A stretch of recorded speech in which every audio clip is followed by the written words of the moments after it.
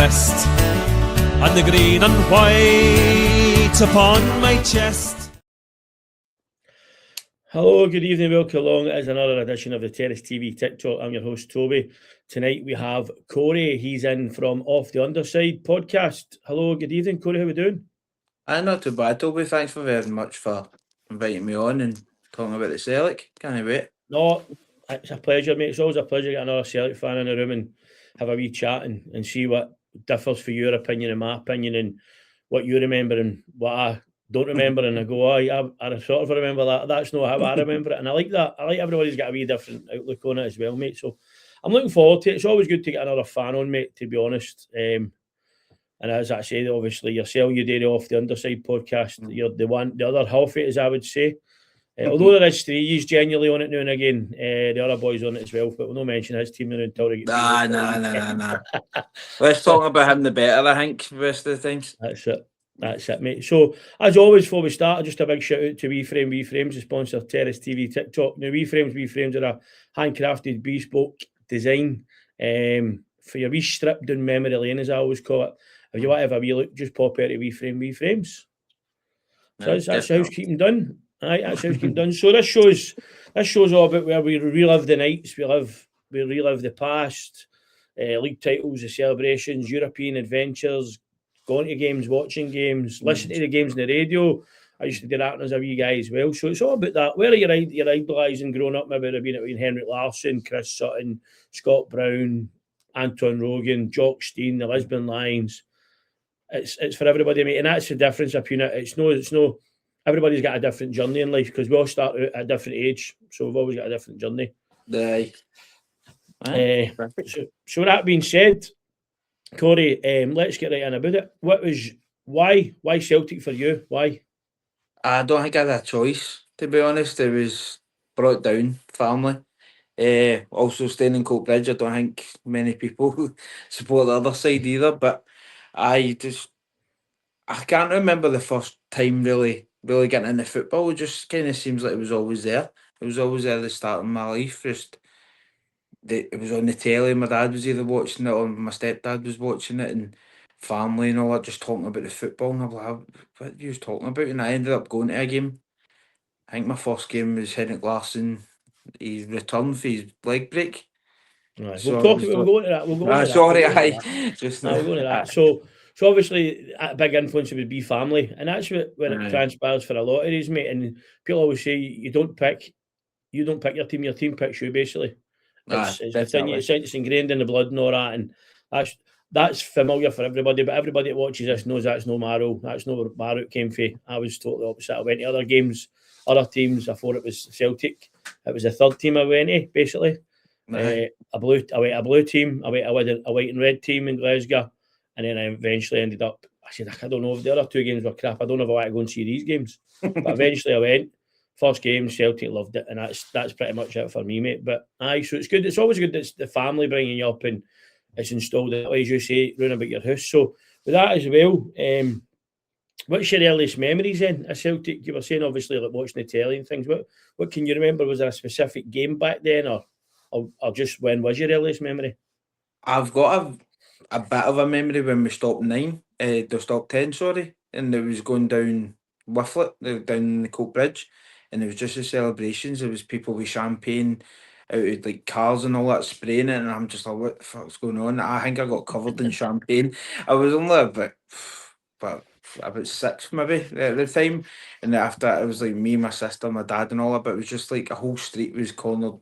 Pretty much the main road to get in the Coat Bridge was just shut off. There was a roundabout. Everyone was just doing the huddle, and I was like, "This is wild." I still couldn't get my head around. Like, it's just 11 guys kicking a ball about. Or what's with the passion? What's with all this about? But obviously, getting that is it. It was just I was just like, I think I can get into this, and I'm stuck with it now. You just said there something there that it just triggered me because I've not actually spoken about this yet actually on this. But first of all, before I get into what I'm going to say, like you just said there, it's 11 men chasing a ball. I've got an uncle like that who all my family are football mad, and one will go, it's 22 guys in a pitch running about after the one ball. Why don't they just get them all a ball each and it'll be done with?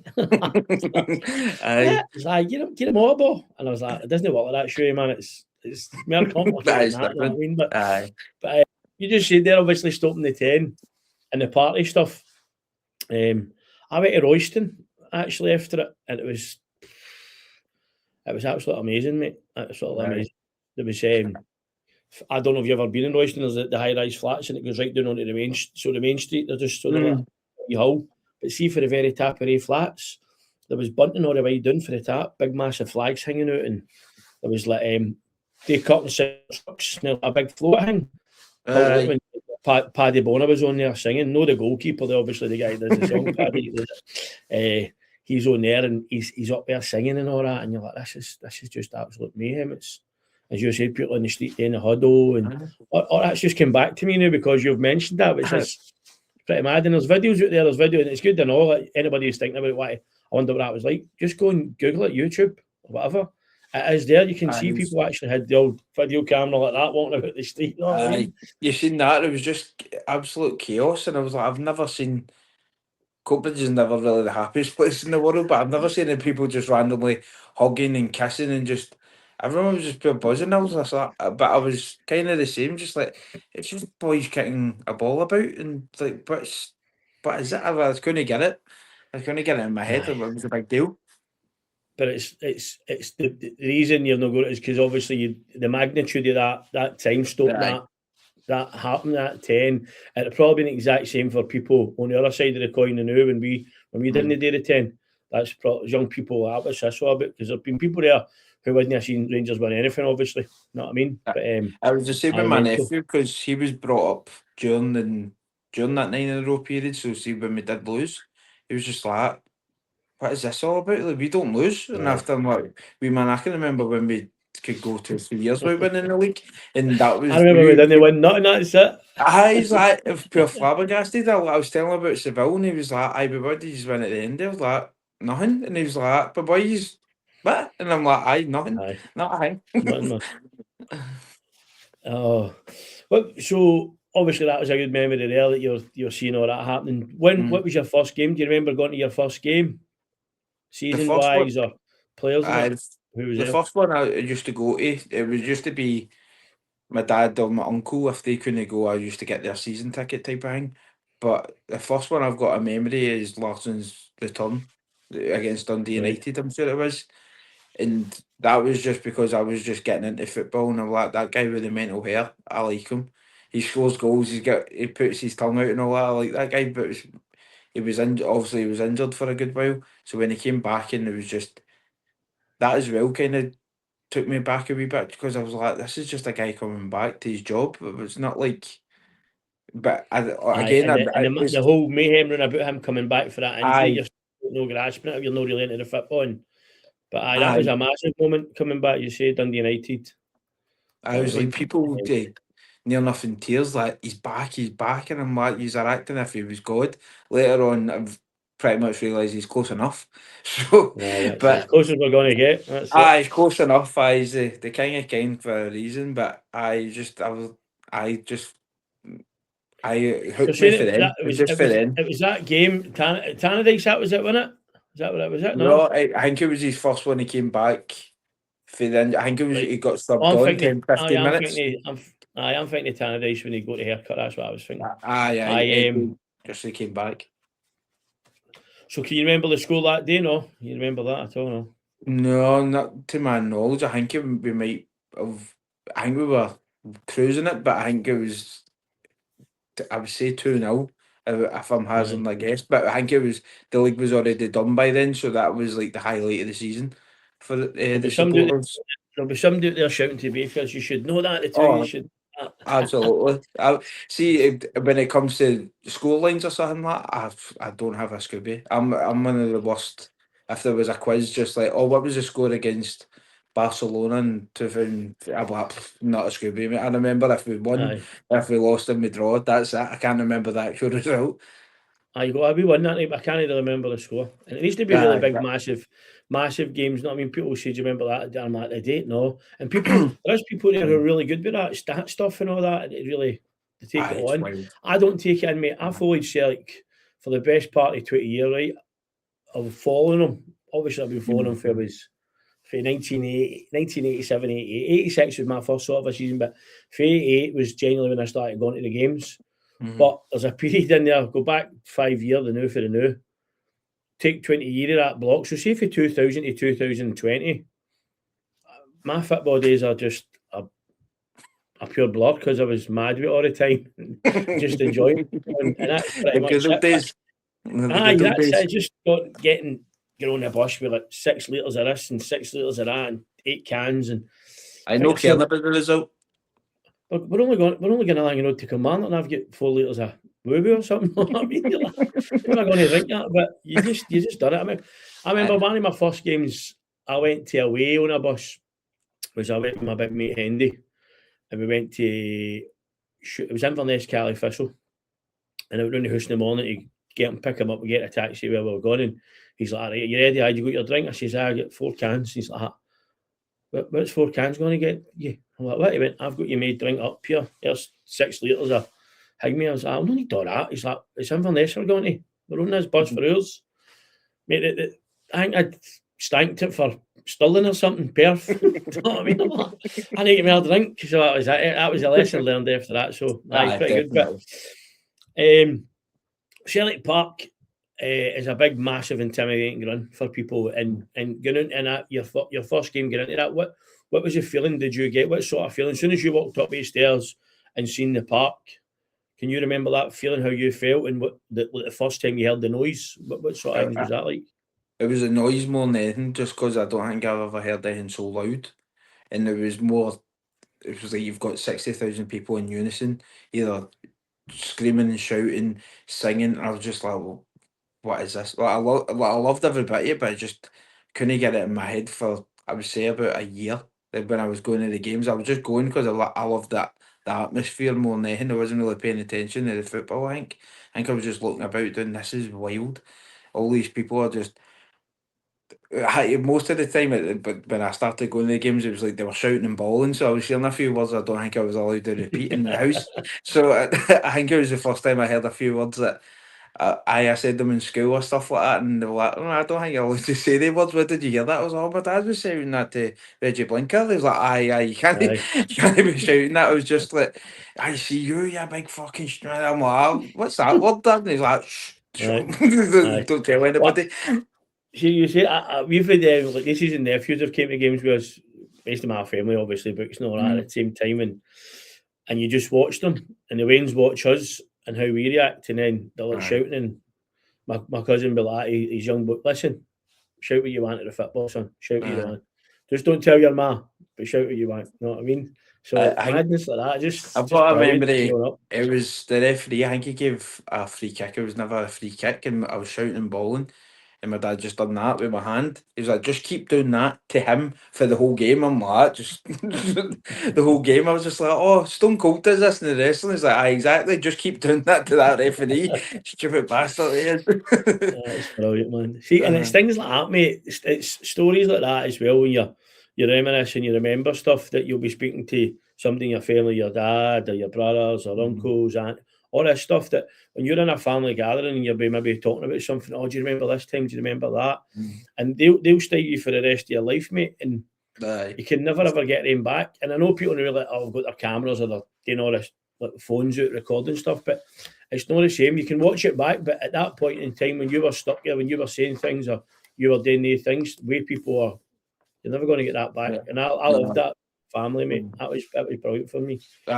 It was brilliant going to the football, obviously with my dad and my uncle and stuff like that. But I think it was more when I started going with my pals. I think that was like, this is me properly getting into the football. Really, it was, like you said, getting a bevy and stuff like that. Like maybe I was a wee bit young sometimes for the bevy, but I was like, I'm going to try to sneak a bottle somewhere, give something a quid to go into the shop. But it's unbelievable. There's a difference. I mean, I went with my uncles and all that and all, but I was like young. So me and my cousin were, a few years apart, but still quite close. You know what I mean? His missus went as well, and then all my uncles went, and then my younger cousins came as well at times. But it was like that way. You were always accepted because you were older, one of the older nieces and nephews. So, and you were quite level-headed, and we wouldn't be going to the pubs. You know, we'd meet in my uncle's house. I'm quite fortunate, I say this all the time, to live where I live. I literally live 3 streets for Celtic Park, the way it works out. It's a 7-8 minute walk to the front of the ground. I can be in my seat for 10. I can leave house at 20 past 2 and be in my seat for 25 to 53. You know what I mean? That's no bad, man. It's no bad. And that's a bad day when there's people on the turnstile in front of you. You know what I mean? I've started to learn if you walk with a wee limp, you can go in the side gate, get your seat even quicker. Because I done my calf a few weeks back, so I did. And I was walking with a mad limp, and the guy's like, "Come in here, don't walk away around there." I went, "Oh, thanks, mate." So I've done my knee in. Something to know. I done my knee in actually going to the Braga game. It was fucking stupid because I've already done my knee in before playing fives, and after it was. I just fell over a bit of pavement type of thing, and I've told my ACL and all that stuff. I remember because I was raging, because I was like, I want to go to this game, but I went home after it and I was resting it, and it was like 2-0. I'm like, I don't even want to watch the rest of this. I'm going to A&E, fuck this.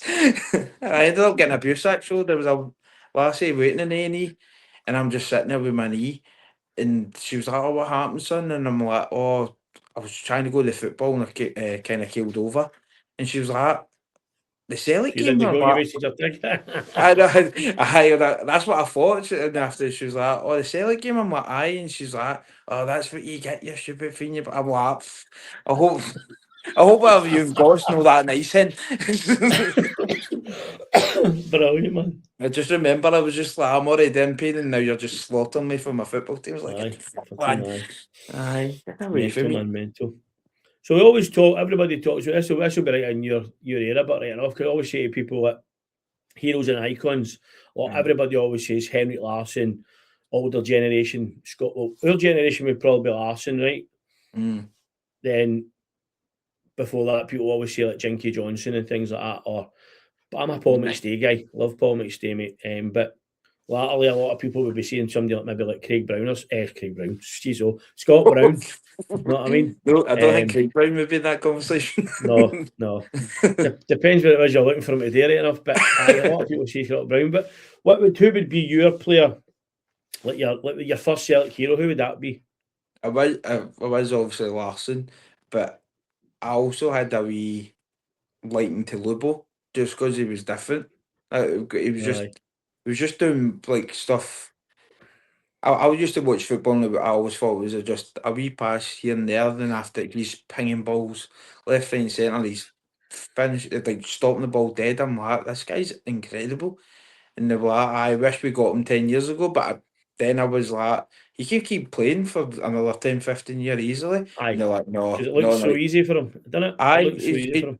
It wasn't like he was setting gear in the game, and it just seemed like he had a big smile on his face. It was like he was having a kick about with his pals. I'm like, he's just incredible. And see this day, I still believe he's probably one of the best players I've seen with a ball in my life. Just, it was incredible. Whatever he done, it was just. Larsson said it as well. He doesn't know if he's left-footed or right-footed. Right-footed, aye. But even people with a higher caliber in the game, then Larsson's probably up there. One of the best I've seen. Lubo's great and all, but you've got people like Zinedine Zidane saying the exact same as what Larsson said, that Lubomir Moravcik is one of the best players he's ever said. And I've played against him on numerous occasions, and I still don't know if he is left or right footed because he was that good with each foot that even Zinedine Zidane, who's a quality player, said the exact same thing. So, but obviously, I'll be like you, mate. All-time favourite player, probably. I love Paul McStay, but Larsson's right up there and all. Know what I mean? And it's very hard for guys like in our age bracket, so to speak, at following it through the 90s, to have somebody different than Henrik, because Henrik was a massive, massive part of that team, and his goals were unbelievable, 30+ goals a season, and outstanding for that. But we'll go to the other side of it then, because obviously, like most underrated Celtic player, who would you say that would be the last period of time that you think, oh, he was actually quite good, but he never got the accolade or the credit he deserved? That's a good one, actually. I'm not too sure. Because there's a few. I think Petrov used to be a bit underrated, in my opinion, but I think that's just because of the Larssons, the Suttons, and all that. The team he was in, and that's it. The team you're in, the team you're in as well gives you a lot of hardy, because if you're in a team like they players, Sutton, Larson, Hartson, Moravcik, like that, and you've got guys, somebody in the middle of the pitch trying to find, even Lambert, I know Paul Lambert. You know what I mean? Lambert was brilliant player. Paul Lambert, for me, Neil Lennon did a lot of ball work off the ball. That if you're not at a game, you don't see that. And people used to say, what did they two actually do while in the team? Well, they're in the team because Paul Lambert came to us, he'd won the European Cup with Borussia Dortmund. That's how good a player he was. Right. You know what I mean? So, when they weren't on the pitch, you knew they weren't on the pitch. There was something off with the team type thing. I get what you mean. Aye. But there's Petrov. I would say Petrov was a really good player, but he probably didn't get the credit due because he was in the team with other players about him who were probably. I wouldn't say a lot better, but I think he got in near the end of his Celtic career just before he got his move. But I think that was because all the players have left by then, and he became the main guy. And after that's what I've been seeing for a good couple of years by this point. But everyone's like, no, Petrov needs to play every week. But like you said, if he had Lambert, Lennon, stuff like that, he could kind of be a bench player. And I'm like, no, he's sensational. I thought he was. Aye. Another one along these sort of same lines would be like, if I was to say to you, right, out with Henrik Larsson, because everybody asks us, look, for this is hard. So out with Henrik Larsson, is there one player out there that any Celtic player, doesn't need to be that you've seen him, just you've heard or whatever, any Celtic player that you could say, I would like to be him in this team right now? I mean, so if there was one player out there you could pick to play for Celtic now, who would that be? An ex-Celtic player only. Bobo at this point, just to get that defence nice and sorted and get somebody a bit psycho. I would say one of the defenders. To be honest, I would say Bobo or Mialbi, Valharen. Any of them from the time that I can remember, I would probably say one of them. Main nonsense type of defending.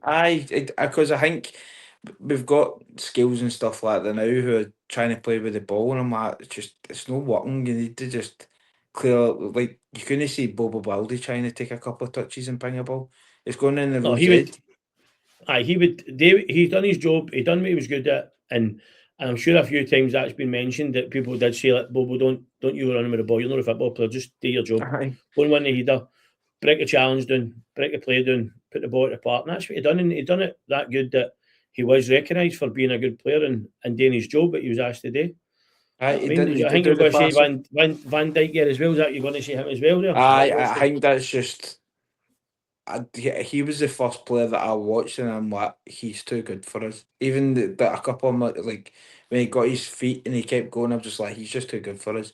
We're going to keep him for a year, and I was still surprised at the length of time we actually had him, because I thought he was going to get snapped up quickly. Because I'm like, he's just caviar. He's just a different type of player. See, we're watching Big Van Dijk and just thinking back to him, like he picked the ball up at the back, and he was able to go running with the ball. He was able to take the ball, and he was able to get a shot off and pick out a pass. And no disrespect to trust their skills, but you see that they're trying to do that. But it's not them. I don't know about you, but when they start running with the ball, I start having Oliver Tabili moments. So I'll just get rid of it, pass the ball, find a jersey, please. Just going to go back, get back in your position. People say your heart's in your mouth. My heart's in my arse. I'm like, what's going on? What are you going to do? I think Trusty's the least, like, I think he's the most. I was going to say the most capable to do a pass, but I still don't think he's capable of a pass. But out of the two of them, I'm like, I'd rather him have the ball, but I still have that. Oh, don't just get rid of it. Stop touching it. Just get rid of it. Play it up, find a jersey, play it out. Just do a simple one. Aye. So obviously we've talked good players. I wouldn't say bad players. I would say players are unrecognised and players that give you a wee bit of feel. That was pretty good there because we spoke about the same sort of things that. But growing up and all that, are you a strip man? A lot of people, as you see behind us, we've got strips, but a lot of people don't really buy strips or wear strips. I genuinely used to wear my strips all the time when I was playing football and all that, but I very rarely went to games with it. I would very rarely no go out unless it was at a game with it. So either five-a-sides or at the game. I wouldn't wear it just going out the street or whatever and get my taps really good. Latterly, the last few seasons, maybe say about the last 10 years, I purchase the tops, but I don't wear them. I keep them. They're all in their wee bags, brand new. And it's just because I've always bought my taps and I like my taps, you know what I mean? So on that, do you have a favourite Home kit. The Lisbon Lion one. It was all Right. gold. I think that was amazing. Oh, aye. I remember having that top, and I remember seeing it, and I thought, because it's thicker, I thought that kind of ruined it for me. I kind of liked it to be more stitching, because it did fall apart when you washed it. Because I think I went through a couple of them, but I loved that top that much. I thought it was just making it gold. I thought it was beautiful. And what's another one that I can think of? I was trying to think of an away top there. Remember when it was all white and it had like 2 stripes and 2 Green and stripes yellow across? stripe. Aye, Oh, that one I no, for right. some reason. Aye. I think I remember. Aye. That one I liked that one. I think it was a Nike kit. I think it was Neil Lennon's time. I don't think we Aye. played in it once or twice, and I thought that was an amazing kit as well. But what you were saying, I do get strips. I normally do, but I think past 2-3 years I haven't got them just because of the price of them is getting a bit ridiculous.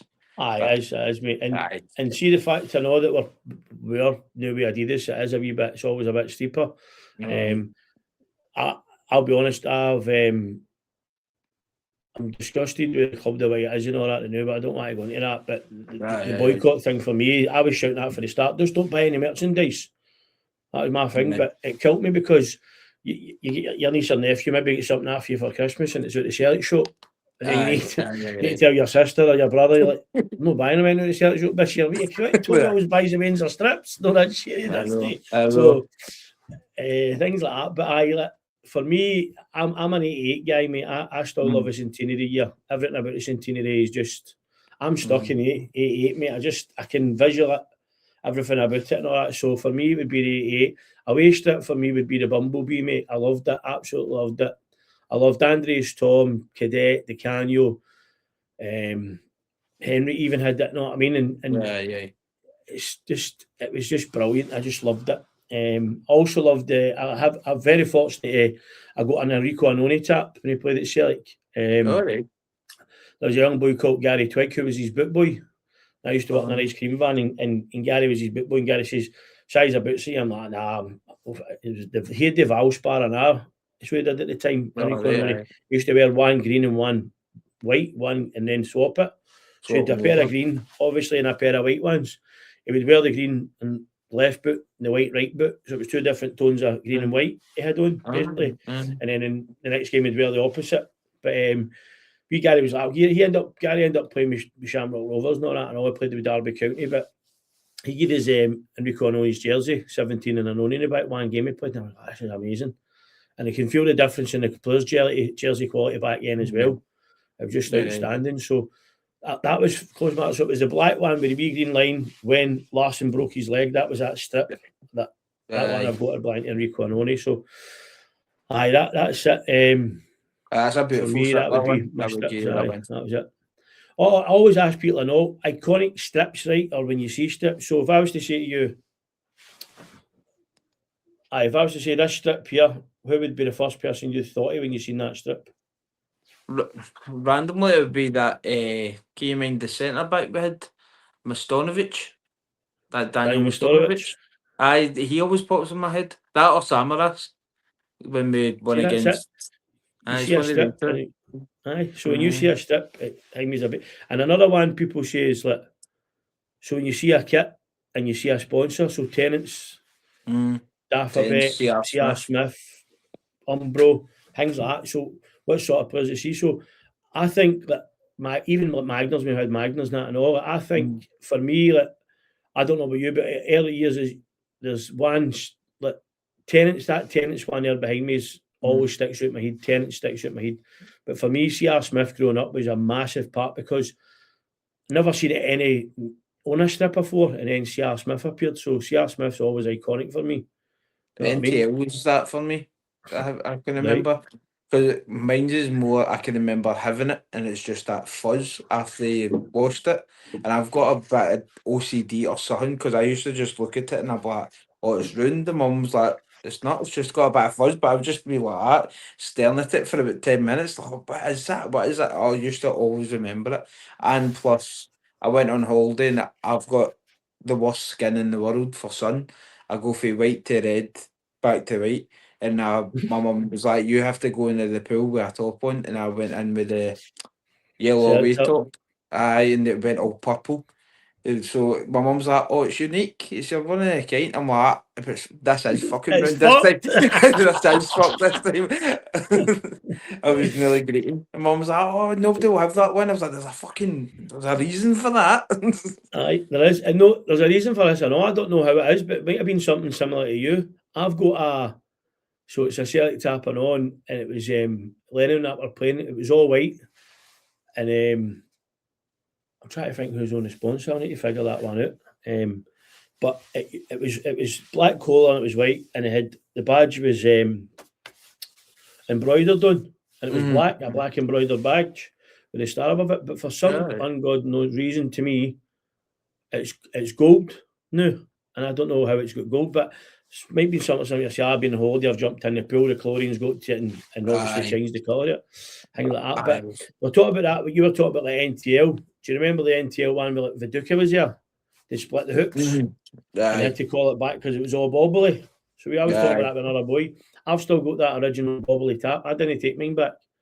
Do you I'm know? not taking it back. I'm not taking it back. I'm on that. You're paying £45 for it. Take it back. I'm not taking it back. Done my papers, whatever it was, and got another couple of pound. Went and bought another tap. So I've got two. Know what I mean? That one I've got signed. That one I've got signed. Right. I've got that in my mum's house. It's my stepsister at the time was going out with a Dunfermline player, Chris McGroty, and I think they had a bit of a falling out. So I think he went in and got that signed as a wee sorry, and I've still got it. She's not my stepsister anymore, due to like my dad and stuff like that. That's a different story. But I have still got that top signed by all the treble team. It wasn't at the time, but they became the treble team. Aye, I know, good stuff. That's something to keep. You better get that and sorted. Get it in your own house. I might give wee frames a wee shout to get that sorted. Aye, they'll get that framed up for you. Definitely. So, is there any strips? I always hate saying this. Is there any strips you hated, or you go, "Oh my god, that was ugly. That was horrendous." The pink one. Any of the pink ones. Oh, I don't like them at all. I don't like them. There was a one out years ago when I was a wee guy. It was People's for the thing like that. Aye, I remember that one. Aye, people said it was Celtic. People were saying that was Celtic. People were saying that Celtic stock at the time because we had no money. It was just going down and down. Probably people's heart rates, man, at the time. Oh my god, flatlining. But that and there was one who used to call it the Silk Cup tap. It was like that big mad line. Pierre Van Hooydonk that wore it. It was a wee back again, know what I mean? But I don't genuinely dislike a Celtic tap. I hate saying I hate them, so I say that it's not my favourite. Would I wear it? No, but other people do. It looks, listen, and it's like that pink one. I'm not over it, but it looked good on people. Some people did actually suit it. You're going, he looks good in that tap, or she looks good in that tap. You're like, I put it on, I go, no, I just look as if I'm a big mad raisin or something. Know what I mean? A big plum. I was the same. I mean, there was one that was a tartan top, and I was like, I'm not having that. I don't think it'll suit me, type of thing. And I seen it advertisements, people on the street, like you said. Then after I went to put it on, I'm like, it just looks like somebody's kilt that I've put on, because I've got a bit of a belly, so I was just like, this looks like somebody's kilt that they've just made it. They're like, oh, we'll have to make it like a Celtic top type of thing for them. I think that's how basically I don't wear my taps a lot and all. I just don't like the fact that it's might be a wee bit tight or whatever. Because big guys, we're the bigger guys, didn't suit the bigger guys, you know what I mean? They're fitted and all that, and they're all these slim fit stuff, and my God. And football taps never used to be like that, all trim and tight, and used to just be, I mean, I think the Livingston tap, so Robert Snodgrass used to play with Livingston years ago, his taps like that, and he wasn't built like that, you know what I mean? One size fits all. Back again. Aye, know what I mean? So, talking points and all, mate, let's move on to like matches and that. What would be, or you get any, like, this will be like memorable matches, so your first cup final or your biggest European night you were at, or a famous Glasgow Derby one, or all three? I can't remember my first cup final, but my favourite cup final was Tom Rogic when it was the Invincible treble, because I was about to leave. I was halfway upstairs. I'm like, I can't deal with extra time. I'm away. I don't think I was about to leave the stadium. I think I was actually away to use the toilet. I was like, I'm away. I know. And then after I just seen everyone stand up and you're like, what's going on? And it was just as he hit the ball. And I think I was halfway up that stand. I ended up at the bottom of the stand with the police officers just like, yes. But the police officer, I think he supported the other end. He was like, get the fuck up. Get the fuck up. And I'm just Get like, the toilet. yes. Get the toilet. He's like, fuck it. I went back to my pal and he's like, would you not away for a piss? And I'm like, I don't need it now. I'm fucking, I'm geez 5 minutes. Let the heart rate go down. But that was sensational. My favourite Old Firm was probably my first one, and it was Vinegar Hesselink scored in the last minute to win 2-1. That wee diving header. Aye, Aye. Because I was shitting myself the whole time because my dad's like, right, we've got a spare ticket somehow, you're getting it. And I'm just like, telling everybody, I'm going to a Celtic Rangers game, I'm going to a Celtic Rangers game. And as soon as I got in the stadium and I seen the Rangers fans, my arse collapsed. I was just like, oh no, big scary men. I've never thought that in my life when I've seen away fans, but it was just because the abuse and all that, and I've just never felt so small that I'm hiding behind my uncle and all that. He's like, what are you doing? And I'm like, they're going to kill me. And he's like, don't be daft. And I think when Hesselink scored, somebody's chucked a lighter and I've jumped up at the same time. I've caught it in the back of the head. So I'm like, you fucker. And I'm looking about and I'm like, who the fuck was that? And after my uncle just took it, sparked the flag, done, you're all right. The old magic sponge. You're all right, wee man. Brilliant, man. Keep it calm. And I just remembered a boy stood there kind of doing the brownie before it was the brownie, and they were chucking everything. And he just picked up all these coins. He's like, that's my bus fare home trips. And he just walked away. Right. I'm like, fucking wild. That was one of the ones I was properly scared, I would say. Aye, I was at Ibrox when it was at the 500 on the corner, and that was the same. They're offering all the coins and all that. I was sitting with my mate's wee boy was next to his Aiden, and he's like, watching it. We've seen it, like the full half bottle of vodka, empty bottle all the way down. But the good thing is the cop next to us had seen it. He'd been pointing them out, radioed up, sent the guy up, and the guy got obviously hanged. But it smashed off a boy right next to us, and he was all cut and all that. But they were all throwing it. I don't know what you're saying that guy. I was picked up all the money. I'm like, it's about 16 quid. That'll do me later on. Couple of bottles of wine. You know what I mean? That'll treat me lovely. Keep it coming. You know what I mean? So I'll celebrate that. There's something. It's the old powder keg stuff and all that when it comes to the derby game and that. It's just where I think it was the Scotland Shame banner. Oh, aye. I was on that stand. Narrow point, narrow. Brilliant. So everyone, like, because I was the youngest, they were like, go down there and see what that says. So I'm trying to read it upside down and all that. I'm convinced I'm on one of the 40s, but I look like the stupid cunt because I'm just like head down. They're like, what's he doing? It's me trying to read it upside down, like Scotland. It says Scotland Shame, it's all right, but I must be in one of the 40s, head down, like fucking idiot. So obviously all these different games, emotional and all that. If there was one game you could relive, what would it be? Would it be that Rogic one again? Absolutely. But this time I would make sure to go to the toilet, just stand. I go to the toilet beforehand.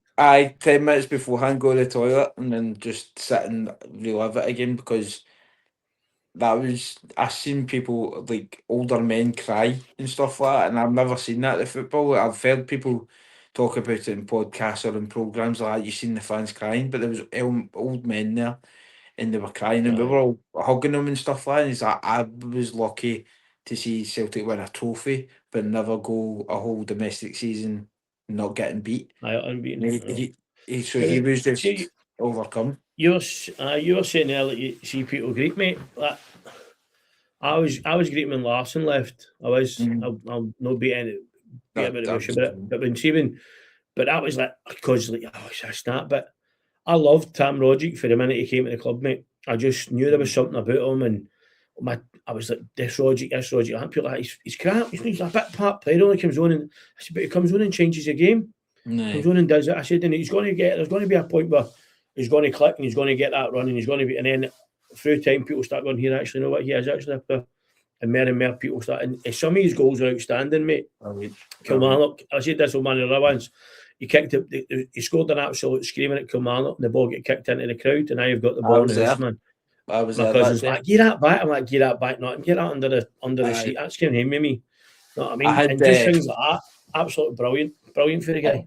At that Kilmarnock game, I had this thing with my hand. I used to work in the fruit factory in Blockhairn. I used to work in the fridge, but it used to make my skin crack. So it used to be like pure sensitive. But when he scored, I was at that boom, boom, boom, pure scalping the advertising boards. Lifted my hands up, it was just blood everywhere. And the steward was like, what the fuck were you doing? And I was just like, it's all right, mate, it's all right. But blood in my hands, like, yes, loving it. And I remember another story, just because you mentioned that there. I was sitting on my phone, it was before kickoff, and because we were right close, it was me and my pal Ryan, and I was just on the phone, and he shouted Heats, and I didn't know what he was talking about, but it was Craig Gordon and Stevie Woods at the time. They're scouting the ball, but obviously Gordon saved it, but he slapped it that hard it was still coming at some force. And my pal put my hand out to cover my head. The size of my head, I would have been fine, but he put his hand out, and I just heard the biggest squeal. It might as well have been a wee lassie that's got hurt. I'm like, what happened there? And he's just holding his hand down. And then after that, Stevie Woods just gave him a thumbs up. He was like, oh, cheers, mate. Hands dislocated. Like, oh, fuck yeah. That was something for the rest of the game. He was just holding it, just red hot. The logic one, I mean, I think a lot of people would say that, living that season, living that moment, living that game, to be that big behind me. Again, but a couple of people I've said that put arguments up for, obviously, like, oh, would you know I went to like to go to the European Cup underdog stage? But it wasn't my time. I wasn't here, so I couldn't say I'd like to relive it because I'd never been at it. The two games, if it was UEFA Cup, I would like to do the UEFA Cup game, only if we won. Everything about it was great, but the result was bad. The two games that through my lifetime that I would have loved to be in that I didn't go to would have been Seville in the 6-2 game, because I never got to see the 6-2 game in the stadium. I think that they were the two that I would pick. But obviously at all time, you would obviously want to go Lisbon in 67. Aye. Absolutely. Aye. So this is a wee bit different. I've added this wee bit, and this is a wee quick fire round. So just ask you a wee quick question. Just use back your answer as fast as you can. It might sound stupid to you, but that's your first thoughts, and that's it. Know what I mean? So, one word. How would you describe Celtic? Fantastic. Know what I mean? Just simple as that. Aye. Best chant you've ever heard at the football? Doesn't necessarily be a Celtic one. Mine's is Sibo, still to this day. Sibo. I shout it sometimes just when somebody does something. And your players sort of shout like Sibo. I mean, Sibo is fantastic. That one, love it. I quite like the. Obviously, I don't know how it came about. It was obviously they were saying sack your ball, right? Sack your ball. Then somebody went, sign a player. Sign a player. That was good. That was good. Just went sign a player. That I mean, because it's always that. Because we mentioned them beforehand, was Bobo's going to get you. Bobo's going to get that. Was brilliant. Because you've seen the player actually shit. I said, look, where is he? This is the Bobo's going to get you. I loved that as a wee guy. I liked, what do you call it? Stuart Armstrong's song, good, and Scottish Sinclair songs were good. I liked him. I mean, for laughs and that, like, even there, it was the other night I was watching the Dundee United game, and it was Johnny Russell's back. It was It was to the tune of Heartbeat. I can't even remember the song that we were singing. Johnny, oh Johnny Russell, he runs down the wing. I was like, oh God. I'd never heard that for ages. I'd heard it at Derby County, but then that was that. And I can't wait to get better and sing that. It's good, but it's like Hearts with the Braga one. With the Hearts one with the Braga. I hate it, it's the aim, but I was like, that's a good chant. My best chant, years ago, Celtic fans were up at Dundee United Coddies, just when I was fighting Dundee United there, and Steve Dykstra was the goalkeeper, and he wasn't getting on, and the Celtic fans started. It was the last game of the season. He was leaving after he'd made it known he was leaving. He didn't get picked, and Celtic fans started singing Seeb, just Seeb, Seep. And then it just went pure quiet, and you could hear people like, aye, that's what they do. And they started singing, "Bring on the porn star," because of that big dash.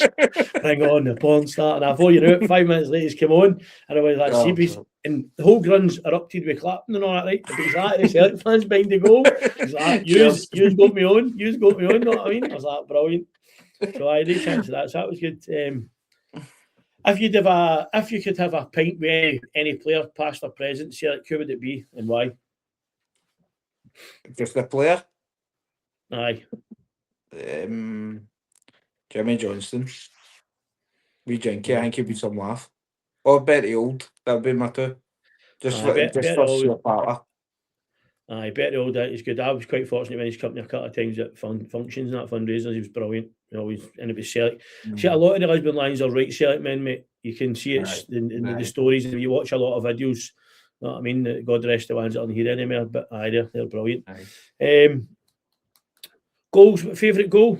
What would be your best goal you've ever seen? You think Celtic? Nakamura against Rangers. For the halfway line. Aye. That one, or watching on the telly was Larson's chip. Aye. Nutmeg couldn't have been then chip close. Brilliant.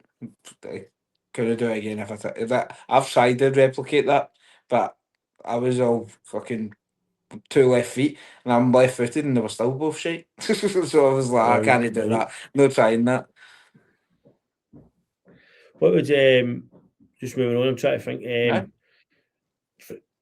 Obviously with football and all it, so I've met a load of different people through football, and as you were saying, you started going with your pals. Did you meet? You've got your football pals, didn't you? You meet people at football who become your pals just through football. I mean, how's that? But how does that come about? No, I mean, it's mad that you've got football pals and you've got pals with. It's meant how it works. No, I mean, you've got that same common interest. I always seem like especially with ones in the stadium, it's that you could shout or just say, "Hatati, you've been pish." Somebody could just turn around and say, "I actually think he's playing all right," and you just end up having a discussion. And next time that's right. So if he does score, that boy's going to turn around, like, "Fucking get up here," and you're just like, fair enough.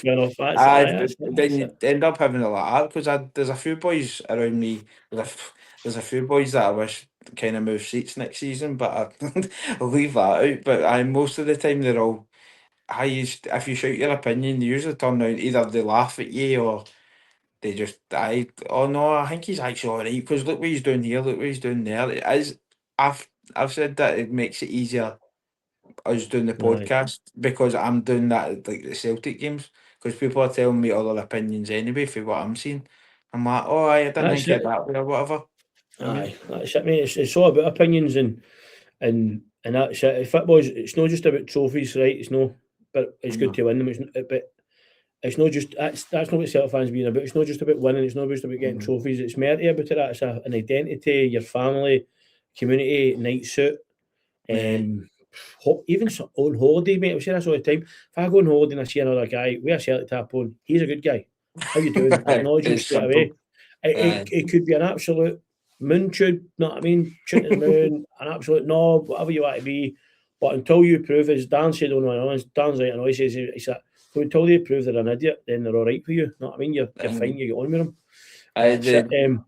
David on the podcast, he doesn't matter who, if we've got somebody on, he'll just say, "What team do they support?" And I'm like, I do that as well. Like, what team do they support? And I'm like, if they say Rangers, I'm like, don't know about that. Then if they say Celtic, I'm like, I'm all for it. Aye, I'll talk to him. I'm all for it. That's it. But just conscious of you, but try to think what more. But obviously, you as Celtic, being a Celtic fan, it's a bit weird, I know, because it does shape people's life. People do tend to have work run about the football, or they go on holiday. I'm a holiday person, right? I like my missus loves the holiday, but she's now realised that she can't go and book holidays during the season. I hate it. So the fact that we're going to Turkey, we're booked for Turkey, we're going to Turkey. She's like, I booked it for the 20th. I went, oh no. Cup finals coming up that weekend, and she went, but you're saying Celtic crap. I went, hold on a minute.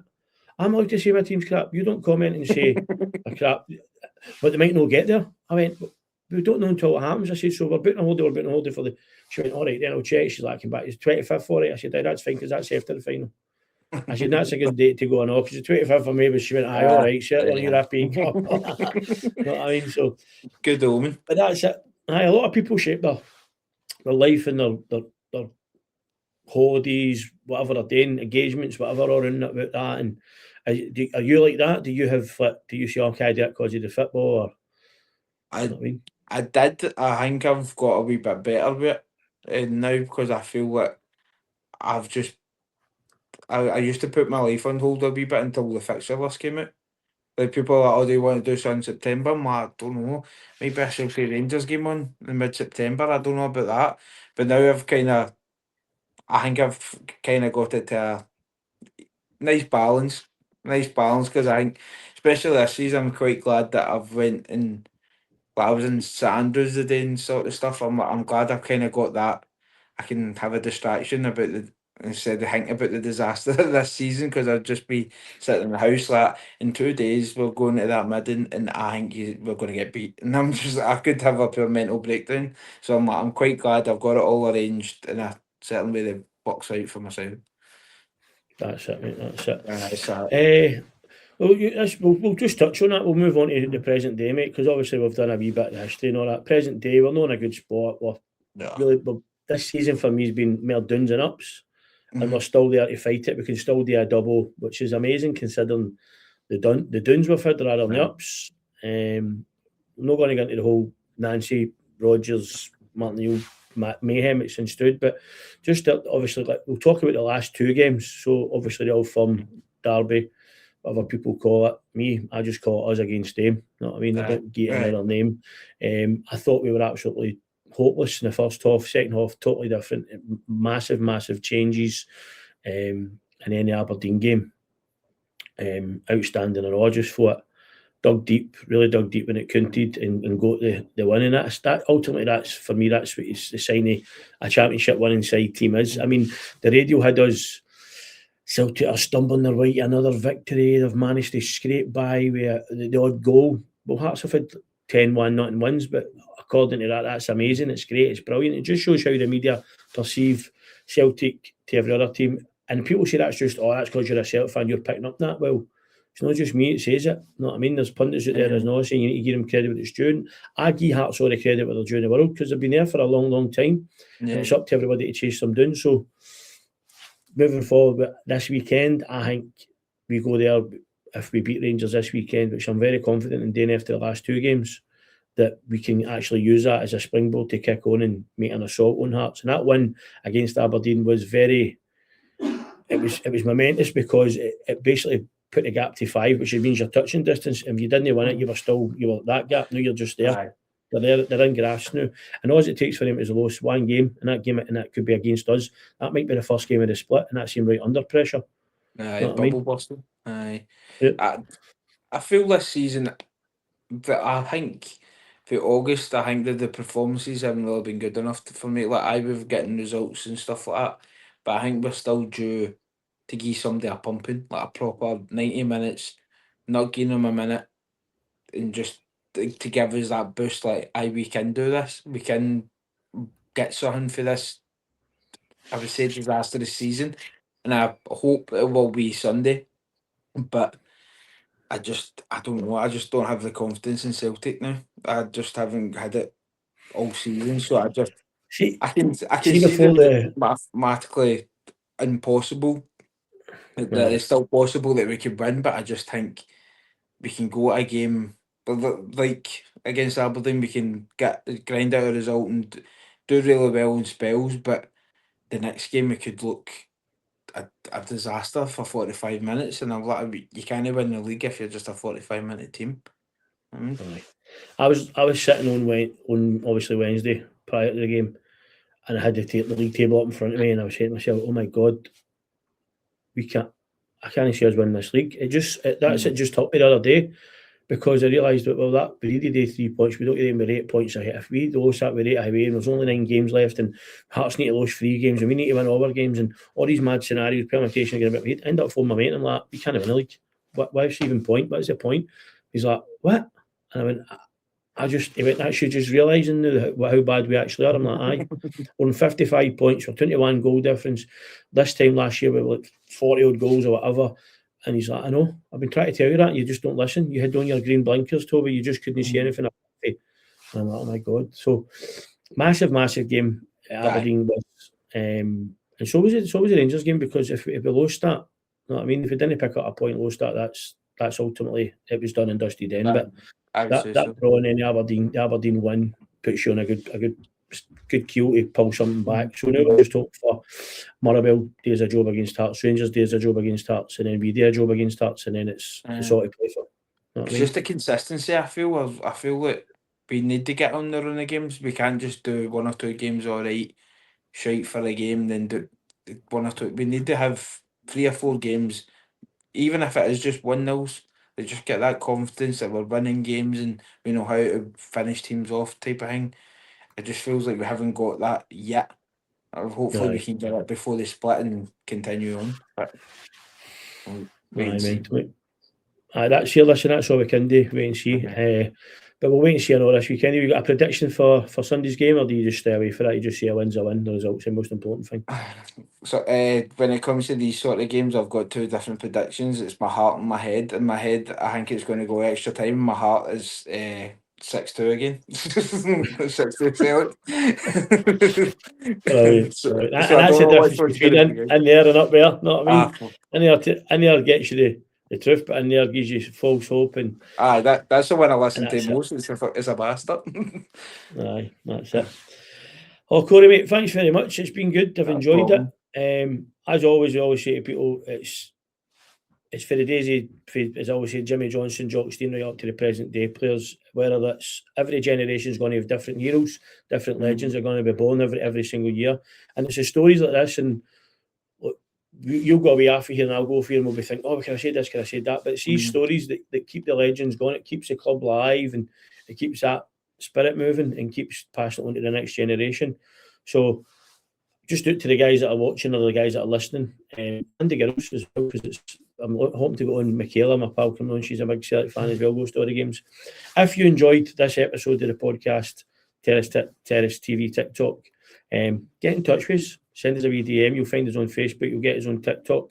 Give us a wee like, give us a wee share, give us a subscribe on the old YouTube as well. And also that goes for the same for the guys off the underside as well. Get them involved for all your football. Follow the Scottish Premier League as well, mate. He's doing an absolute fantastic job. I really appreciate it, mate. Corrie, just hail, mate. Hail. Cheers, my man. Pleasure.